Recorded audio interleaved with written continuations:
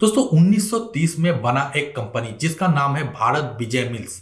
इस कंपनी के द्वारा आगे चल के अपना नाम को चेंज किया गया और कंपनी का नाम रखा गया सिंटेक्स इंडस्ट्रीज। दोस्तों कंपनी का जो मेन बिजनेस था वो था यानी कि सूता और कपड़े की। ये कंपनी दुनिया की ऑलमोस्ट हर एक कॉन्टिनेंट पर अपना बिजनेस करता था।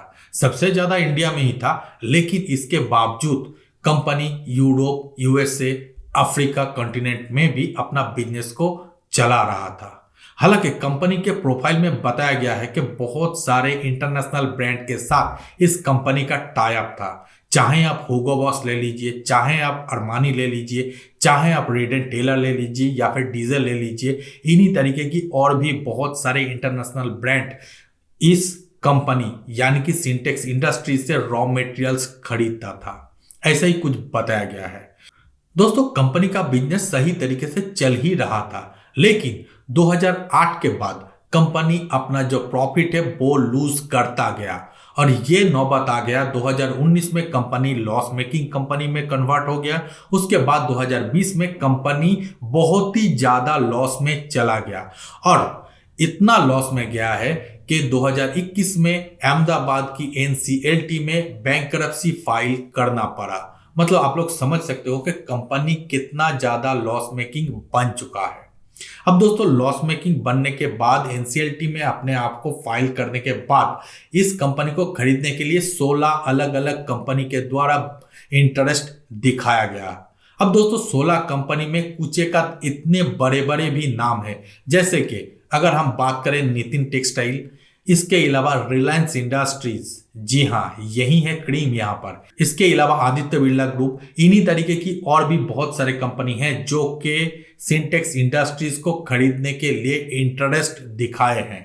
हालांकि ये सारी बातें आप सभी को पता है, क्योंकि 3-4 महीने पहले से ही इसके ऊपर बातचीत बहुत ही ज्यादा चल रहा था और इसी के चलते सिंटेक्स इंडस्ट्रीज के शेयर 4 रुपए से 12 रुपए तक भी पहुंच गया था। हालांकि ये सारी चीज ऑपरेटर के द्वारा किया जाता है, तो फिर जो रिटेल इन्वेस्टर हैं उन लोगों के लिए थोड़ा सा दूर रहना ही शायद फायदेमंद होगा। इसके अलावा दोस्तों 2017 में कंपनी ने और एक सेक्टर में इंट्रोड्यूस किया अपने आप को, यह था प्लास्टिक सेक्टर।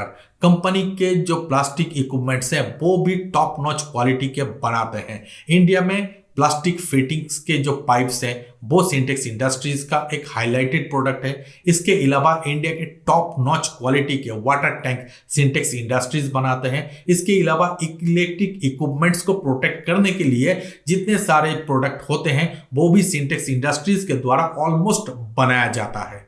लेकिन दोस्तों इन सारी चीजों के बावजूद सिंटेक्स इंडस्ट्रीज के मेन जो प्रॉफिट या फिर मेन जो बिजनेस है वो है यान, सूता या फिर कपड़े की। तो दोस्तों इसी कंपनी को अब एनसीएलटी में ऑलरेडी डिफॉल्ट घोषित कर दिया गया है और इसी कंपनी को रिलायंस इंडस्ट्रीज और एक एसेट मैनेजमेंट कंपनी दोनों मिलकर खरीदने के लिए ऑलरेडी बिड लगाया दिया है। यह है खबर। दोस्तों यहां पर 2700 से 2800 करोड़ रुपए की बिड लगाया गया है। हालांकि अब देखना होगा आगे चल के कि बाकी जितने सारे कंपनी हैं उनके द्वारा कितने कितने रुपए की बिड लगाया जाता है और फाइनली किस कंपनी के पास सिंटेक्स इंडस्ट्रीज जाता है। सिंटेक्स इंडस्ट्रीज के ऊपर रिलायंस इंडस्ट्रीज के द्वारा बिड लगाया जाने की खबर से ही कंपनी के शेयर ऑलरेडी ऊपर की फ्रीज लगा चुका है और आगे भी कुछ दिनों तक ये होने की संभावनाएं बहुत ही ज्यादा दिखाई दे रहा है। लेकिन इस ट्रैप में आप में से ज्यादातर लोगों को फंसना नहीं चाहिए, यानी कि रिटेल इन्वेस्टरों को फंसना नहीं चाहिए, क्योंकि यहीं पर सबसे ज्यादा खेल कर जाते हैं कौन? ऑपरेटर।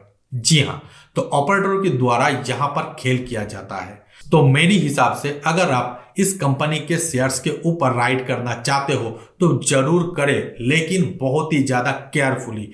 ऑपरेटरों की चंगुल में मत फंसिए, क्योंकि इस कंपनी के शेयर आज 8-9 रुपए के बीच में है और यहां से शायद आगे आने वाले समय में 30, 40, 50, 60 रुपए तक भी जा सकता है। तो इस बीच की जो मार्जिन है वो आप लोग जरूर ग्रैब कीजिए, लेकिन ऑपरेटर के चंगुल में फंसकर ऊपर के लेवल पर फंस मत जाइए। यही सारी बातें मुझे आप लोगों के साथ शेयर करना है। बाकी दोस्तों, इस वीडियो को लेकर कोई भी सवाल या सुझाव हो तो जरूर कमेंट बॉक्स पर डालिएगा। मिलते हैं अगले वीडियो में, तब तक के लिए धन्यवाद।